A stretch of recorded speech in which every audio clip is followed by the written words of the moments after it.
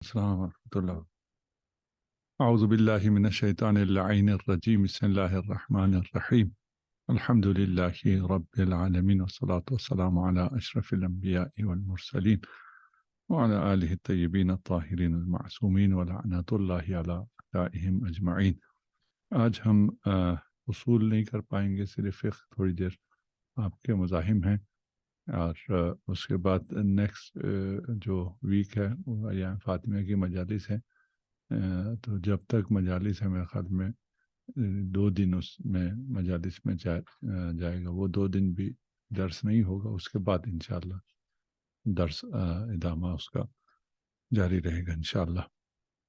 فقہ میں صاحب عروہ فرماتے ہیں کہ اذا كان عنده من الاعیان التي لم يتعلق بها الخمس او تعلق بها لكنه اداہ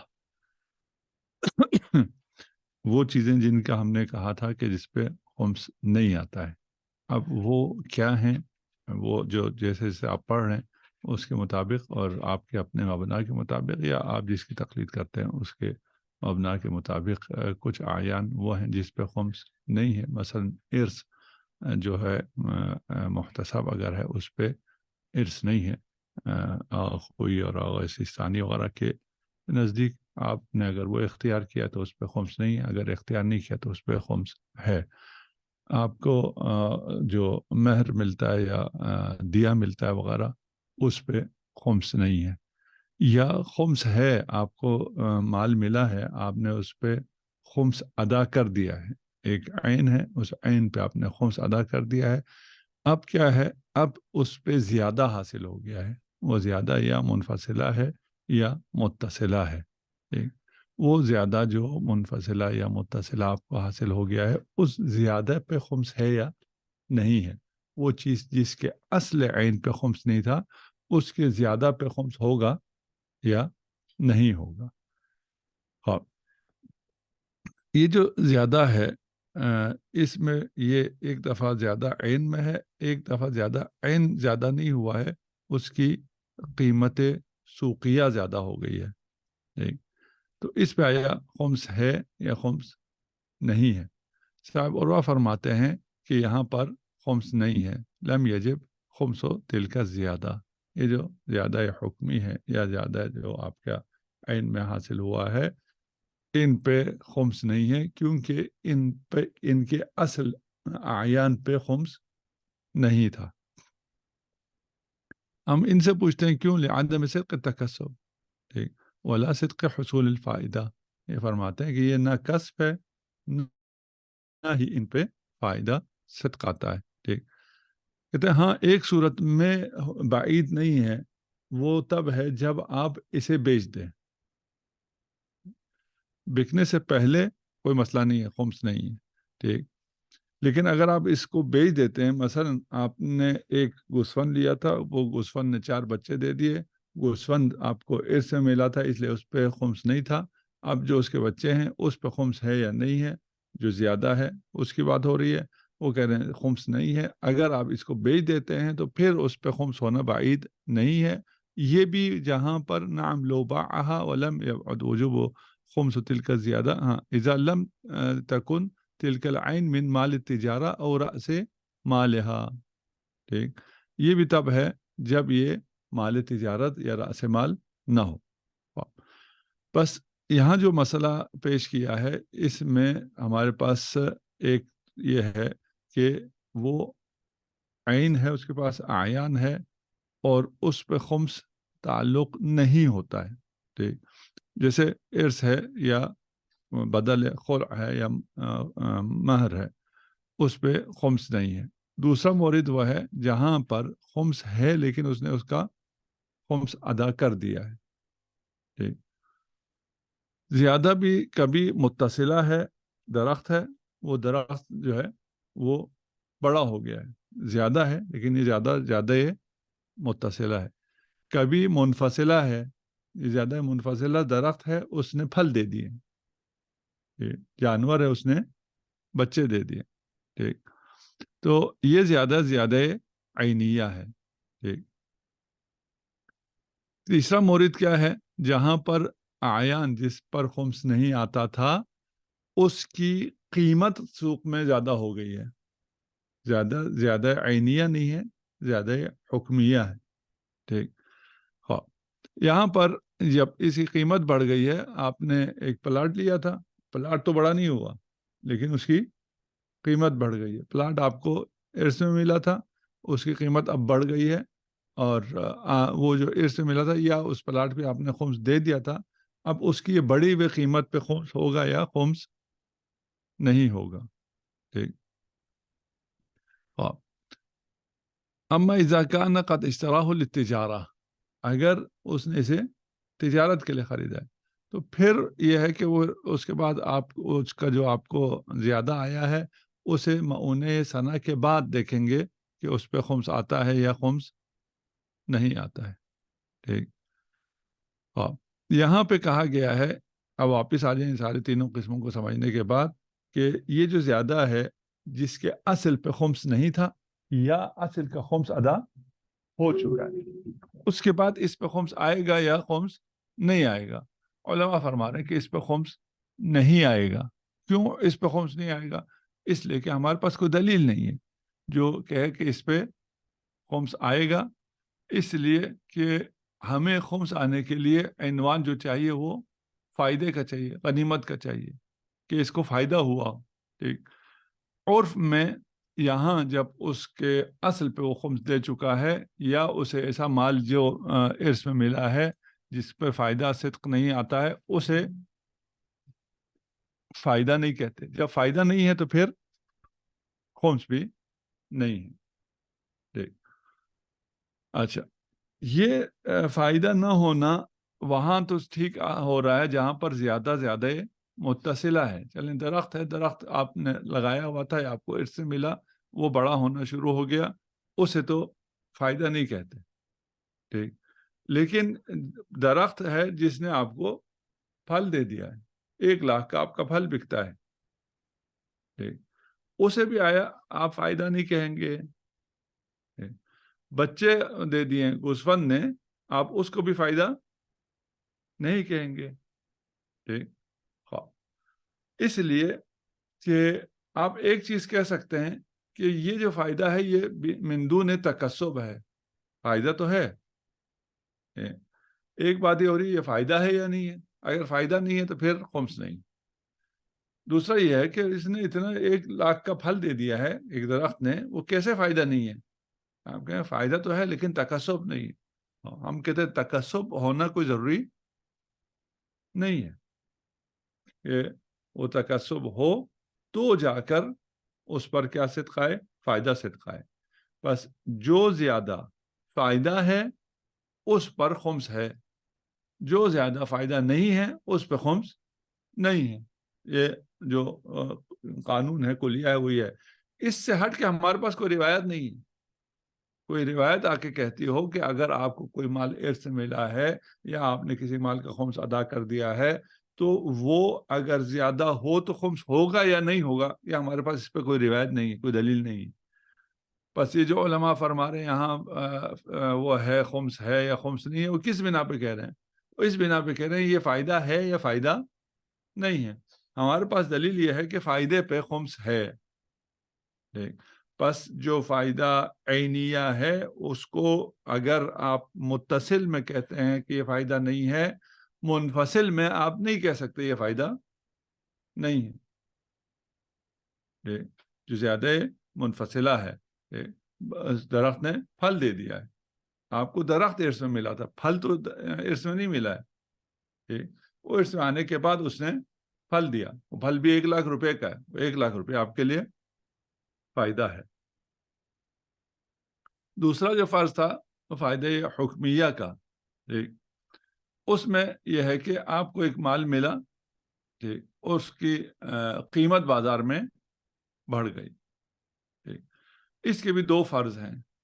ایک فرض یہ ہے کہ آپ کو جو مال ملا ہے وہ ارث میں ملا، بلا معاوضہ ملا ہے. ٹھیک. آپ نے احیا کر لیا، ایک زمین پڑی ہوئی تھی، آپ نے اس پہ قبضہ کیا، قبضہ کر کے اس پہ اپنا گھر بنا لیا. ٹھیک. اس میں بھی خمس ہے، اس میں بھی خمس نہیں ہے. کیونکہ جو ارث میں آپ کو گھر ملا اس پہ بھی خمس نہیں ہے.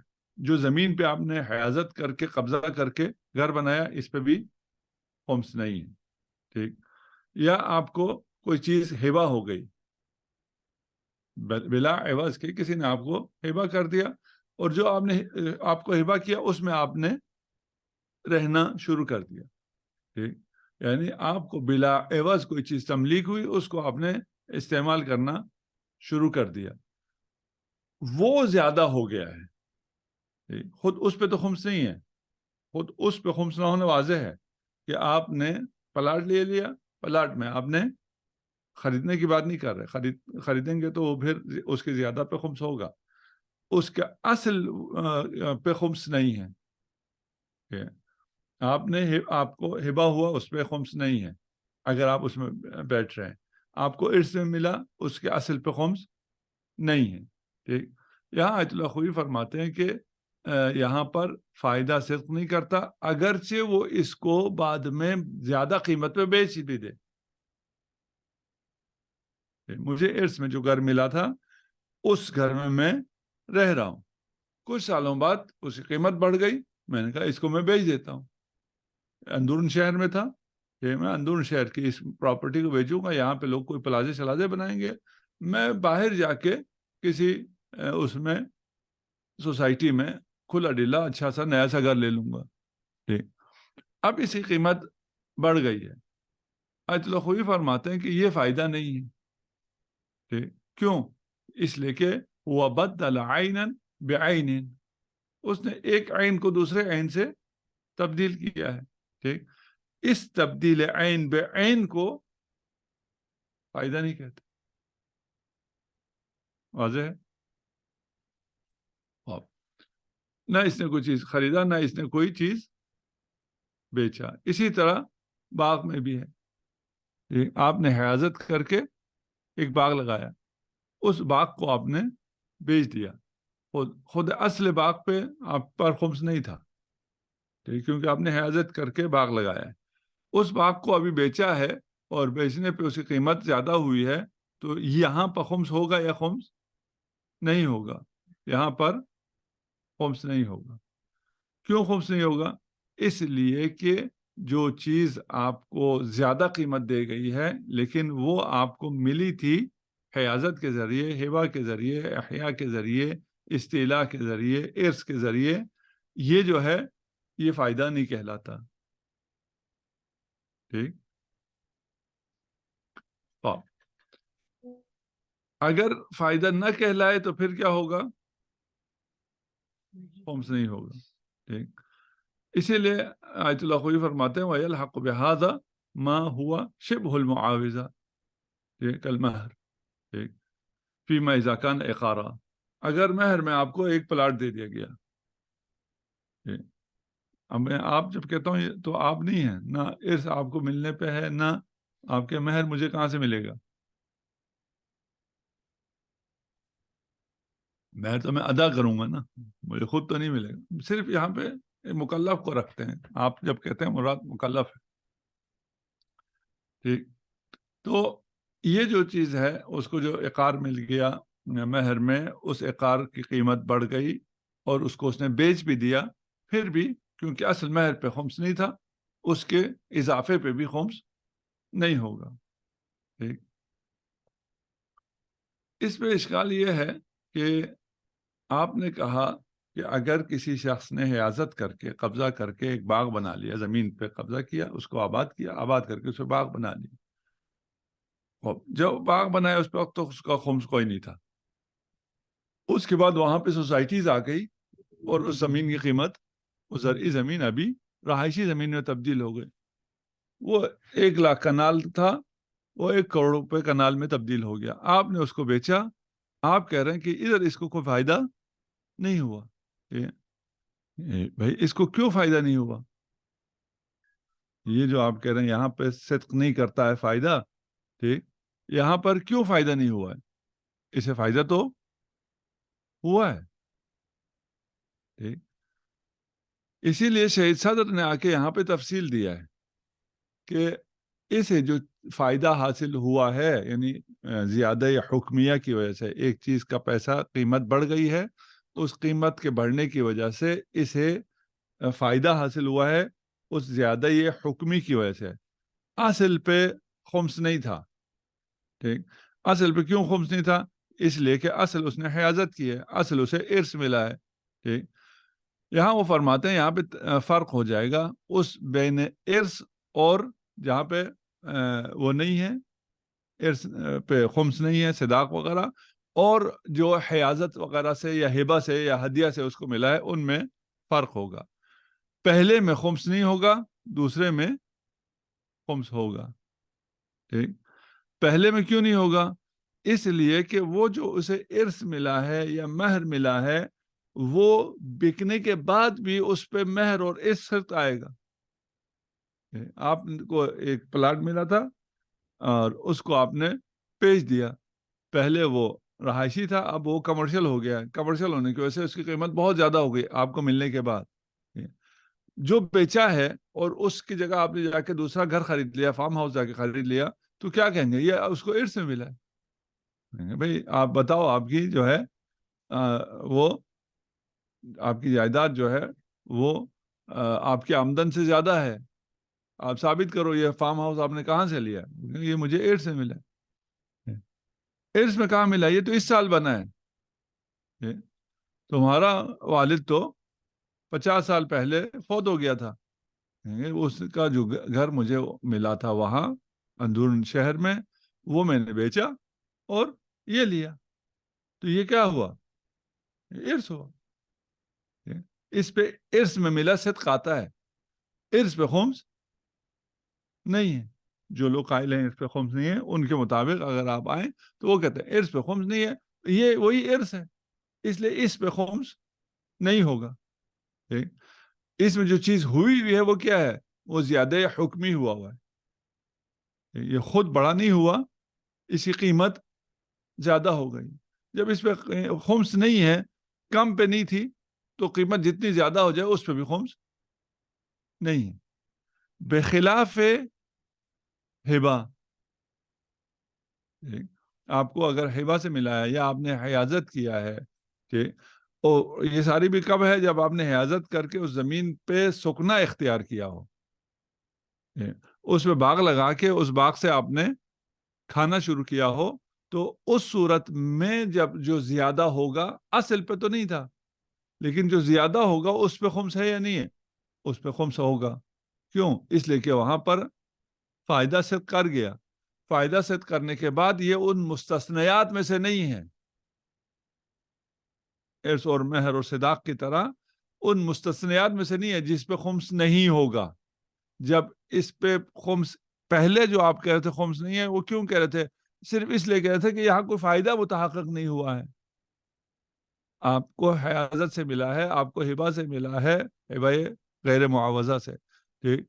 तो उस कीमत ज्यादा होने से इस पे फायदा सिद्क नहीं करता है। हमने कहा ये फायदा तो सिद्क कर गया, आपके पास आपने हयाजत से एक जमीन को आबाद किया था, बाग बनाया था, अभी वो कमर्शियल प्लाट में तब्दील हो गया, वो 1 लाख से 1 करोड़ हो गया, ठीक। उसको आपने बेचा, आपने जब दूसरी जगह वो जो आपके हाथ में कैश आया, ये आपके पास फायदा आ गया है, इस फायदे पे खुम्स होगा। ये तफसील जो शहीद ने दी है, ठीक। ये मसला यहाँ तक काफ़ी, हम इसको इतना समझ लें, और इसमें रह गया कि अभी फ़ुक़हा की क्या नज़र है, वो आप लोग खुद देख लें, ठीक, कि वो यहाँ किसके साथ जाते हैं। अगर अगर आप कहते हैं हम बयान करें, वो हम भी कर देंगे, लेकिन ये कि ये इसके बाद आपके लिए आसान है, ठीक, कि असल चीज़ आपको समझ में आ गई कि असल मसला ये है कि यहाँ पे फ़ायदा सिद्ध करता है या फ़ायदा सिद्ध नहीं करता है। आपने असल ये देखना है। वो जो फ़ुक़हा भी मुख्तलिफ फतवा देते हैं, उनकी सारी बात यहीं पे आके ठहरती है, ये फ़ायदा है या फ़ायदा नहीं है।